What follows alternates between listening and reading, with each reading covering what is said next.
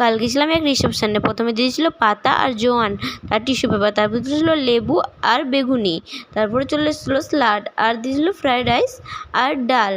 তারপরে ওটা না দিতে দিতে চলে এসেছিলো পনিরের তরকারি। পনিরটা দেখতেই পাচ্ছ কতটা সফট, ডালের সাথে এবং ফ্রাইড রাইসের সাথে মাখিয়ে খেতে কিন্তু খুব সুন্দর হয়েছিল। রান্নাটাও খুব সুন্দর, খেতেও। ওটা না খেতে খেতে চলে এসেছিলো সর্ষের ঝাল বাটা মাছের। দেখতেই পাচ্ছ বাটা মাছটা খুব সুন্দর ছিল। আমি আবার দ্বিতীয়বার ফ্রাইড রাইস নিয়েছিলাম। তারপরে চলে এসেছিলো মাটনটা কিন্তু খুব সুন্দর রান্না হয়েছিল, আর সিদ্ধটাও খুব সুন্দর হয়েছিল। হাত না দিতে দিতেই মাংসটা ছিঁড়ে যাচ্ছে একদম। খুব সুন্দর রান্না হয়েছিল, আর মাংসর সাথে ফ্রাইড রাইসটা মাখিয়ে খেতে তো দুর্দান্ত লাগছিলো। তারপরে আবার আমাকে মাটন দিতে চলে এসেছিলো দ্বিতীয়বার।